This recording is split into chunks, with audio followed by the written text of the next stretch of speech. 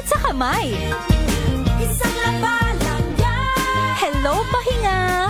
Hello, pride for you. ACS. Sa puso ng kalikasan, natatangi ang prutas ng mangosteen.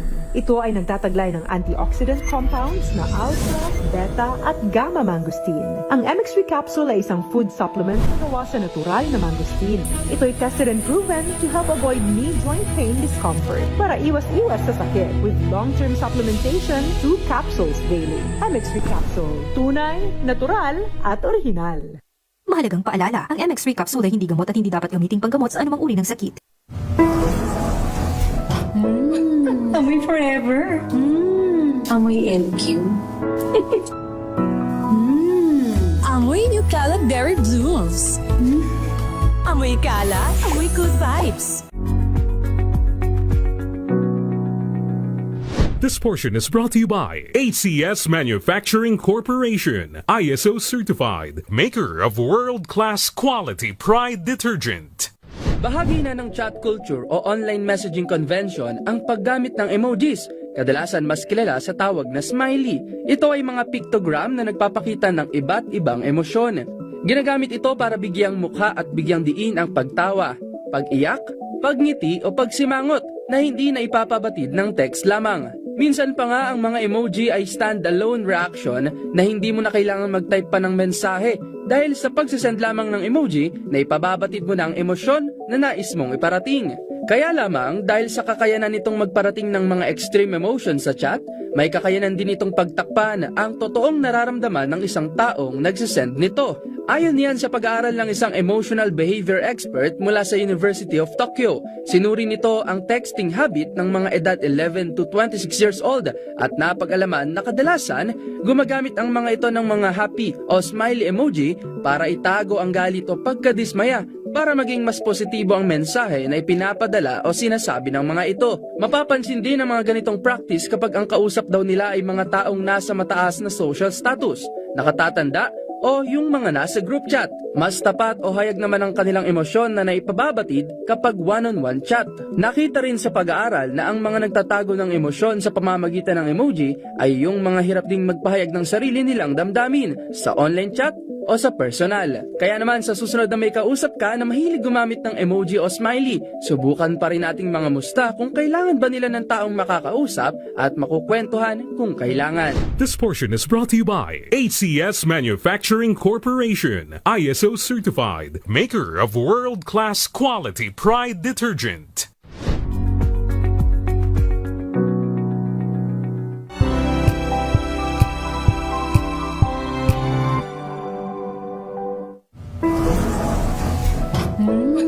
Amoy forever. Amoy LQ. Amoy New Calab Berry Blooms. Amoy kalat, amoy good vibes. May nagbago. May arte. May budget. Kala nyo lang yon. So solid. White rose papaya, wow, white rose. White rose papaya, wow, white rose. White rose papaya. May glow up with a white rose papaya. White Rose Papaya. May puti power times 2 kasi may papaya at niacinamide. May shea butter and tea tree oil pa. Kutis sulit ang glow May up. glow up with a white rose papaya. White Rose Papaya. Kutis sulit ang glow up. ACS.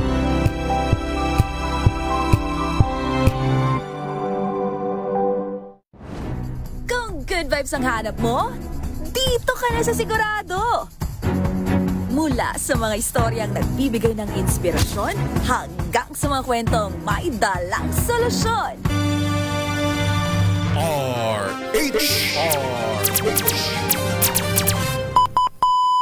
Pilipinas ang ating oras, 10:08 ng umaga. Sit back, relax, at makipagkulitan sa inyong favorite besties tuwing Sunday morning. Samot-saring usapan, anything from A to Z. Sagot na yan ng Diyosa ng Bayan. Diyosa Cruzat at ng nag-iisa hiyas ng radyo. Wina Pearl Hesoro sa Huntahan. Huntahan.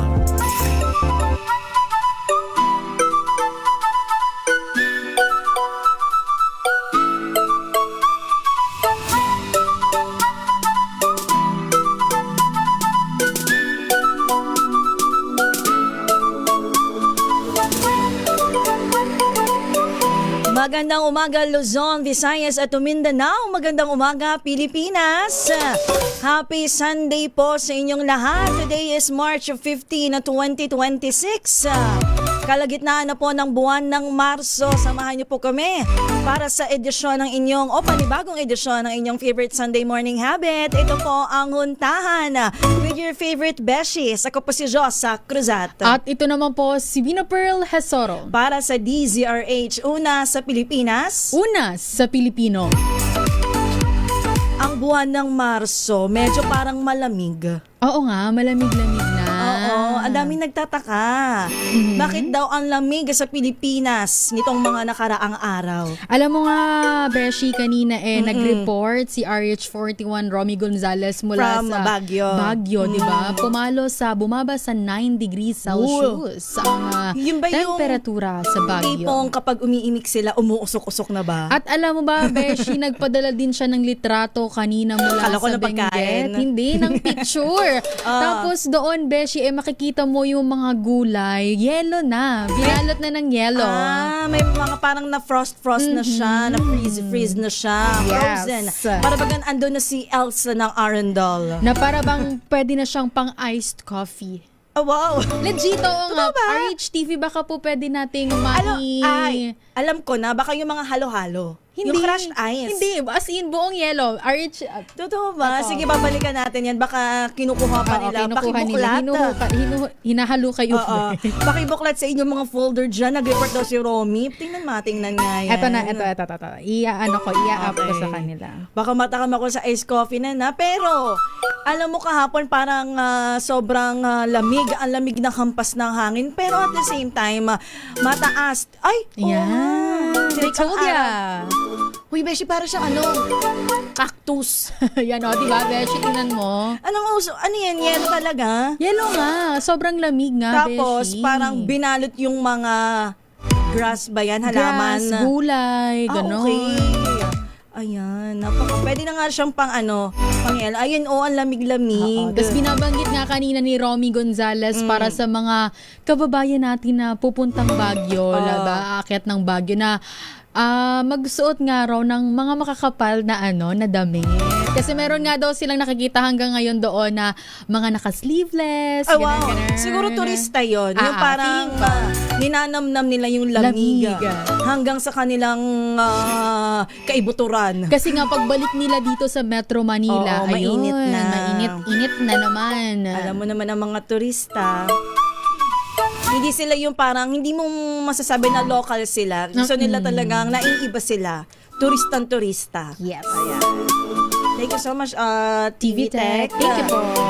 Uy, pero masabi ko kahapon, alam mo kahit ang lamig ng hampas ng hangin, tirik na tirik ang araw. Oo nga. Alam mo yun doon sa may window, sa may bahay, talagang pumapasok ang araw. Yun nga sinasabi ko na parang kahapon na tirik talaga ang araw pero ang simoy ng hangin malamig. Alam mo, nabasa ko sa Facebook na para bang magpapasko ulit sa Pilipinas. May nabasa akong ganun. Todo scroll ako kahapon, alam mo naman. Sabado. Oo, diba? scroll lang pag may time. Pero alam mo ba, Beshi, simula pa kaninang umaga, pinag-uusapan natin itong sakit sa ulo Na? para sa mga ating jeepney drivers, tricycle drivers. Ito nga, hanggang sa ngayon ay hindi pa nagkakaroon ng kahit papano'y taas pasahe at ang pagtaas ng presyo ng produktong petrolyo. Alam mo yung kahit ang lamig-lamig ng panahon, umiinit talaga ang ulo ng ating mga kababayan diyan. Kaya nga po sa ngayon itong aming programa, ang Huntahan, dito po tayo mag-chilak-chilaks naman muna tayo. Oo, samahan nyo kami hanggang alas 11 ng umaga kasi baka malay nyo, mabigyan ko kayo ng slice of cake. Wow!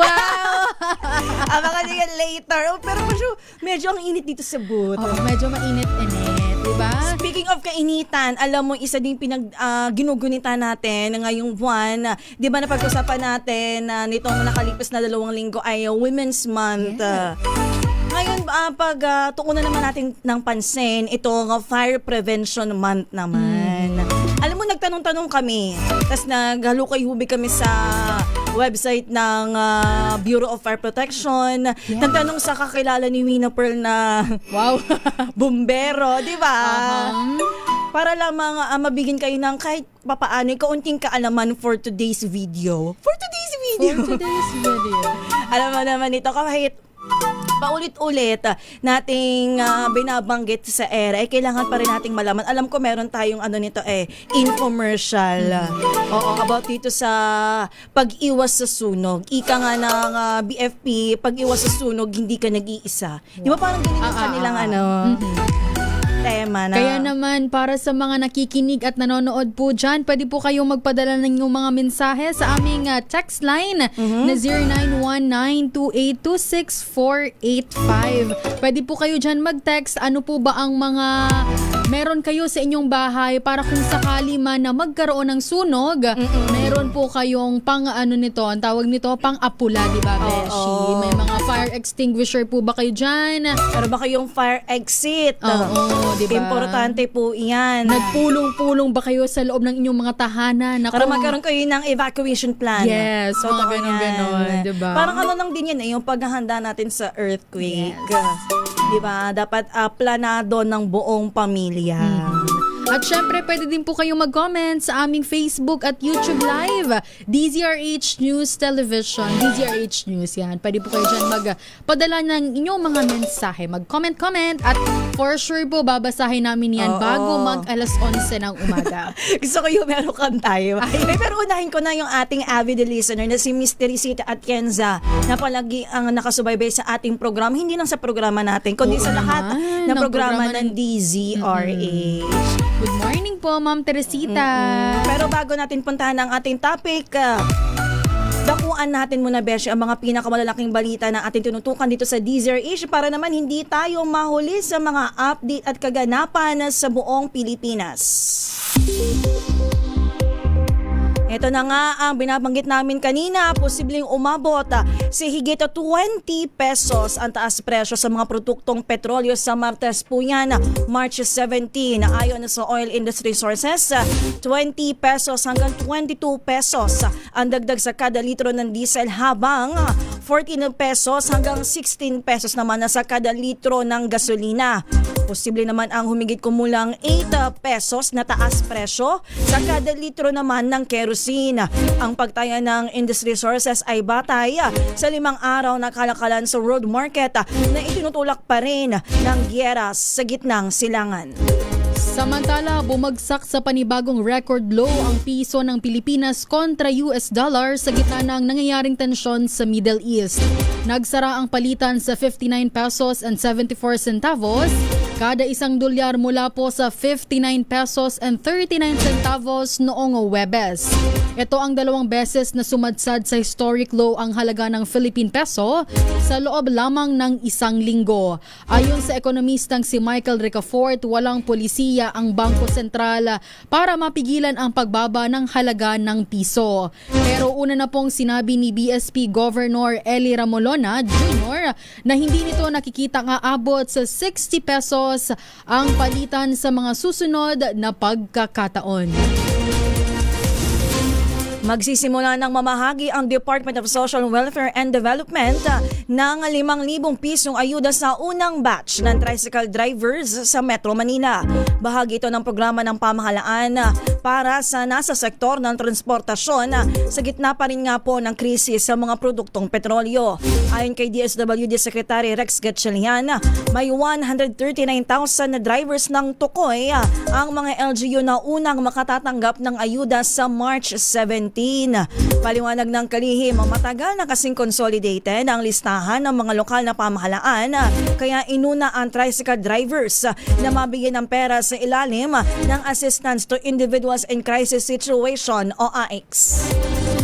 Samantala, isinasapinal na ng grupong Piston ang ikinakasang kilos protesta sa gitna na nagpapatuloy na pagsirit ng presyo ng mga produktong petrolyo.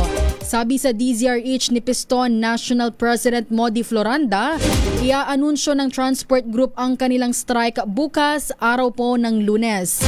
Layon umano nito ang kalampagin si Pangulong Ferdinand Marcos Jr. na maglabas ng executive order para suspendihin ang excise tax, isang prosesong mas mabilis kaysa sa paggawad sa kanya ng emergency power mula sa Kongreso. Kahit bago pa umano ang bakbakan sa gitnang silangan, 1,870 pesos na kita bawat araw umano ang nawawalang kita. Ito po ay sa mga tsoper at operators ng jeep na kumukonsumo ng 30 liters bawat araw. Sa iba pang mga balita, ipinroklama si Philip Conrad Doc Bong Acop bilang bagong kongresista ng ikalawang distrito ng Antipolo City. Nakakuha si Doc Bong ng 60,051 votes sa isinagawang special election ng Commission on Elections. Natalo niya ang katunggaling sina Dandin Infante, Reden Liaga, Maria Trinidad Galang, Nathaniel Lubigas at Irvino Paulo Tapales. Si Philip Conrad Acop ay anak ng namayapang si Congressman Romeo Acop. Sa iba po nating balita, inaasahang sasagot na si Vice President Sara Duterte sa mga nakahablang impeachment complaints sa kanya. Ito ay sa Kamara de Representantes. Nakakda na kasi bukas, araw ng Lunes, March 16, ang deadline sa reply ng pangalawang Pangulo. Ayon kay Bicol Saro Party List Representative Terry Ridon, miyembro ng House Committee on Justice, isa sa mga target na mga mambabatas ay ang mga mapiga ang Vice Presidente sa umano'y 50 million pesos na wealth gap sa kanyang state of assets, liabilities, and net worth. Nakadepende umano ang schedule ng hearing sa kung sasagot si VP Sara ng formal sa House Justice Panel. Samantala, sa panayam ng reporter sa Davao, iginiit ni Duterte na dapat lang maghintay ang mga kongresista. Pero umangal si VP Sara sa pagkwestiyon ng mga nasa Kamara sa pagpili niya sa kanyang mga abogado. Inilutang kasi ni Ridon ang umano'y conflict of interest sa mga legal counsel ni Duterte na sina dating Education Assistant Secretary Reynold Monsayak at dating DepEd spokesperson Michael Poa. At yan po ang mga pinakamainit na balita at ang pinakahuling balita na ating tinutukan dito sa DZRH. Sa ating pagbabalik, dakuan natin na Beshi itong Fire Prevention Month. Pwede kayong mag-share ng mga tips ninyo, baka naman na makatulong sa ating mga kababayan na hanggang ngayon ay hindi pa rin alam itong mga paulit-ulit na binabanggit ng Bureau of Fire Protection na para na rin po ito sa kaligtasan nating lahat. At kahit di na natin mapuntahan pa o hindi na natin pa hintayin ba Beshi yung parang magkaroon ng sunog. At alam mo nga Beshi, dito sa ating YouTube live, mabanggit ko lang ito kasi nag-comment si Sir Bentong. Sabi nga dito, sabi daw ng mga bombero ay learn or burn. Maglagay ng smoke detector sa labas ng mga kwarto at dapat may fire extinguisher sa may kusina. Tama yan, diba? sa may kusina nga. Kasi saan mo ba naman ilalagay? Actually, siguro yung mga bawat sulok na lang para sure, di ba? At syempre, Beshi, kung di ako nagkakamali, isa sa mga rason kung bakit nagkakaroon tayo ng sunog ay yung mga sumasabog na LPG tank, di ba? Tandaan mo yun, yung itong nakaraan lang. Nalimutan ko kung saang syudad, pero dito yun sa Metro Manila. Yung sumabog nga na super kalan. Diba? At ang lakas-lakas. Mamaya, Sige, mamaya dakuan natin yan, Beshi. Sa ating pagbabalik, wag niyo po kaming iwanan. Pilipinas ang ating oras. 10:22. Ang oras na yan ay hatid sa